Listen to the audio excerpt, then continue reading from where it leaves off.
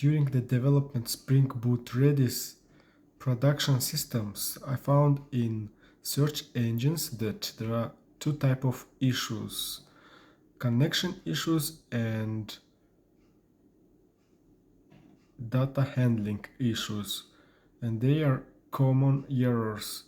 So there's fast solutions for them, but I think connection error should be fixed fast, and the problem was probably with this configuration, setting timeout, setting correct port.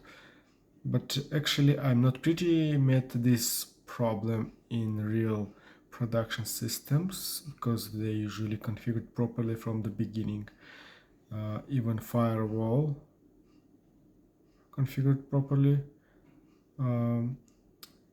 Yeah, I see there can be several problems with firewall, with Docker networking problem, and there are some solution.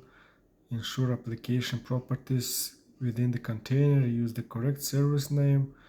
So probably they should be configured from the beginning properly. And the second part is data handling and serialization error. That's actually often problem in any production system, but this can be handled.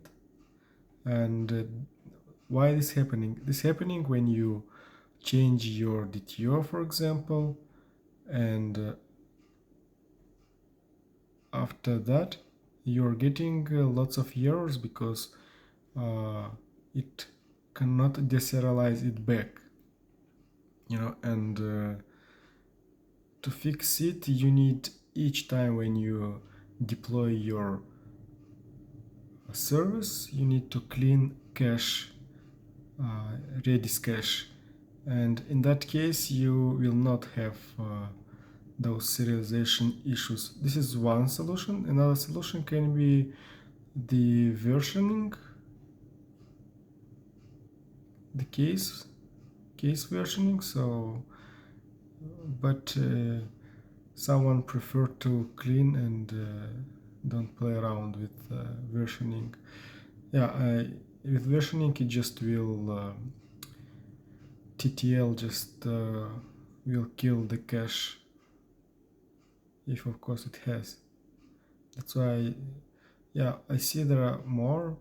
By default, Redis outage can cause entire Spring application to fail during startup of throw runtime that disrupt user operation. Yes, I see there are actually some problems, and I would say they are one of them quite often happens and it should be handled properly. Another one should be configured from beginning.